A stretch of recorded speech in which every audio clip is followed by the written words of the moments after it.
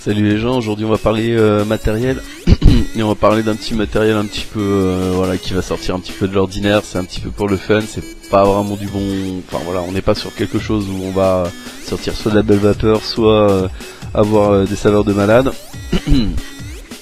C'est juste vraiment pour le fun. C'est le pin Apple de chez Fastech qui m'a été prêté par Septic. Qu'est-ce que c'est que le pin Apple? C'est un petit peu, en fait, c'est pas un test de matériel, ça on va être plus sur de l'outboxing. C'est voilà, c'est un mode méca. Qu'est-ce que c'est qu'on nous en dit? C'est de l'aluminium, du stainless steel et du brass. Ça colle un petit peu avec l'actualité. Donc voilà, on va se faire ça. Qu'est-ce qu'on a dans la petite boîte du pin Apple? On a, hop là, on a ceci à savoir.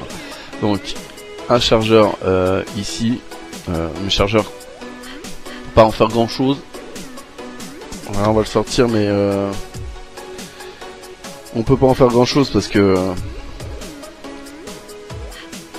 voilà. Donc ça c'est fait. Ensuite, on a donc le tube qui est comme ceci. Rien de particulier à dire sur ce tube.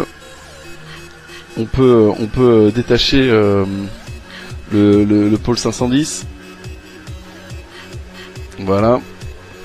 Pôle 510 qui est réglable par une petite vis qui se trouve ici. Il est au format de base 18500 et qui peut s'étendre à 18650 grâce à la petite bague supplémentaire que l'on a ici sur le switch. C'est-à-dire que on a le switch qui est un switch ressort réglable via la petite vis que l'on a ici. Donc switch réglable mais ressort, très dur d'ailleurs. Et l'extension pour le passer de 18500 à 18650. Et c'est comme ça que moi je vais l'utiliser. Je vais mettre une petite Hellfest à l'intérieur.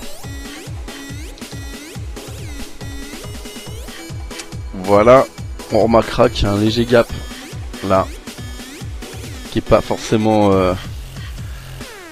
terrible. Dessus on a pin Apple qui est marqué, et apparemment c'est Xiao qui fait ça. Bon, on a un numéro de série qui sert pas à grand chose, c'est un 1023. Et ce pin Apple il est associé à un dripper, classique avec un petit driptyque de daube, voilà. Là je l'ai monté en double coil. Alors par contre je suis incapable de dire la résistance exacte, étant donné que le dripper qui est fourni, donc ce dripper là, eh bien le pad vis qui est censé être du 510 là, il s'adapte pas sur les autres modes, c'est-à-dire par exemple sur mon 722 il s'adapte pas. Ça c'est la première chose qui est un petit peu bizarre, c'est que je peux pas le visser. Deuxième petite chose, même si le pôle, voilà, ici là, la bague cuivrée ici qui est là, on peut la visser, donc normalement réglable, le sortir et autres. Ce qu'il faut savoir c'est que le pôle ici là, je peux pas il est pas sur ressort, hein, il est fixe. C'est vraiment en jouant sur la bague en dessous que l'on va pouvoir avoir du jeu. Sauf que si on joue sur la bague du dessous qui permet le réglage de l'AQ, on va avoir un gap encore plus important en bas. Donc voilà, c'est pas super top. Donc au final quand on met la taux, on a également un gap en haut. Ça fait du gap en haut, en bas. C'est pas super top. Deuxièmement, le petit souci de base, c'est que normalement cette petite chose, voilà, elle a des trous d'airflow qui sont directement sur le dripper, qui sont ici. Mais les résistances en fait je vois pas trop comment on va les positionner à l'intérieur. On est sur un principe un petit peu des résistances pour donner un ordre d'idée, je sais pas moi sur le Fogger où la résistance est en dessous. Sauf que sur le Fogger on a deux petites encoches sur les côtés qui permettent de passer quelque chose. Là on a que dalle. Descendre sa résistance, oui, pourquoi pas. Mais ça va être compliqué quoi. Vraiment ça va être compliqué. À monter c'est pas forcément super simple. Du coup on se retrouve avec des trous d'airflow qui se trouvent au-dessus de ce qu'on devrait avoir. Et si on descend les résistances, ça va être super chaud de se mettre bien en face. On va le faire quand même hein, parce que tant qu'à faire. Et ce qui m'embête c'est que j'ai pas pu tester mes résistances. Alors ce que je sais c'est que voilà, ce que j'ai mis c'est 10 tours de Cantal, on est sur du 0,40. Donc je dois avoir une résistance qui doit être entre allez, on va dire 0,07 et 0,8. Mais ça va être compliqué à définir exactement puisque je peux pas le mettre. Je peux pas la tester. On a donc des trous d'aération, on en a 3, on en a un à 1,5 et un à 2 mm de diamètre. Bon.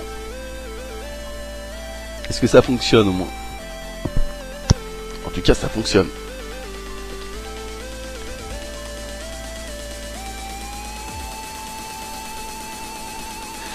Le problème également de ces résistances, c'est-à-dire qu'une fois qu'on les a enfoncés, qu'on les a mis en face des trous d'aération pour l'airflow, et ben on n'a plus l'accès pour mettre le coton. C'est con. C'est con. Bref, c'est du matos qui a pas été super bien étudié, et je pense pas que le but ce soit de faire un gros truc de malade et un truc qui soit super bien. C'est un matériel qui coûte 48$ quand même, 48,60$. C'est pas donné.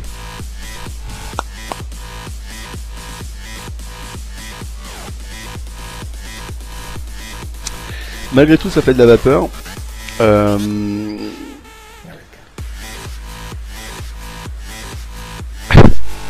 suis en train de voir également que les trous sont pas positionnés comme il le faudrait. Au niveau j'avais pas remarqué ça, mais ils ont tellement bien fait les choses que en fait c'est pas mis comme il faudrait. Ah si, voilà, c'est ça. C'est que les trous sont pas l'un en face de l'autre. Comment expliquer ça? C'est pas au milieu en fait, comme d'habitude. D'habitude c'est toujours un petit peu, c'est au milieu, c'est positionné au milieu du top cap. Ce qui fait que quand vous les mettez, bon bah voilà, vous arrivez devant. Là en fait ils sont un petit peu excentrés, donc si vous voulez les mettre vraiment juste devant, il va falloir que vous retourniez le top cap pour être vraiment positionné en face. Un peu spécial.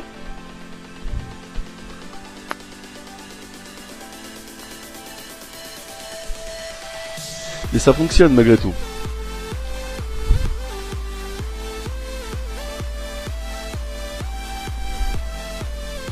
Je suis sur un liquide 40-70% PG et 30 VG. Ça fonctionne.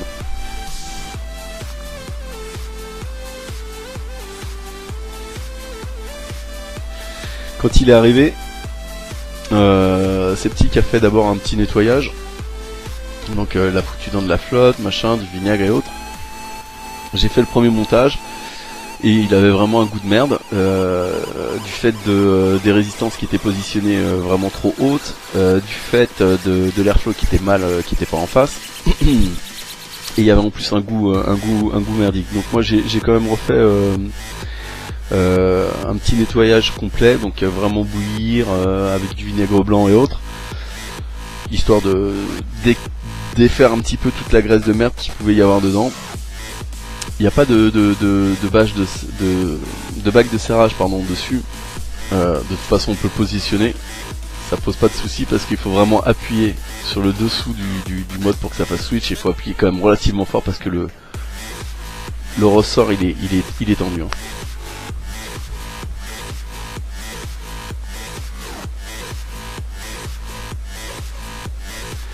Mais ça fonctionne, il fait son office, c'est ce qu'on lui demande. Voilà, si vous êtes amoureux des modes qui sortent un petit peu de l'ordinaire, j'ai vu passer sur certains groupes des modes qui ressemblaient un petit peu à tout et surtout à rien, c'est-à-dire des modes style violoncelle, des modes qui avaient des formes de chat, des trucs un petit peu exotiques. Bah voilà, quitte à tomber dans l'exotisme, un petit mode qui ressemble à un ananas, pourquoi pas. L'ananas, ananas quoi.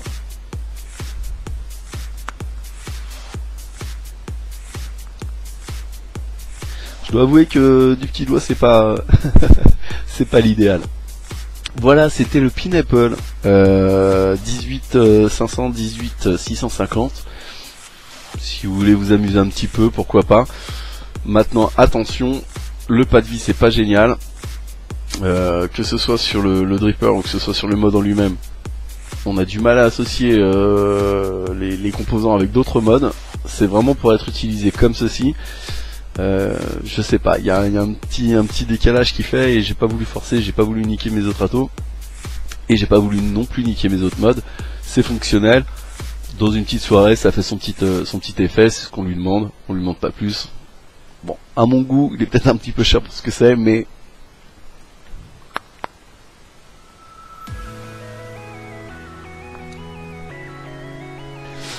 voilà. En attendant, nous on se retrouve la prochaine fois.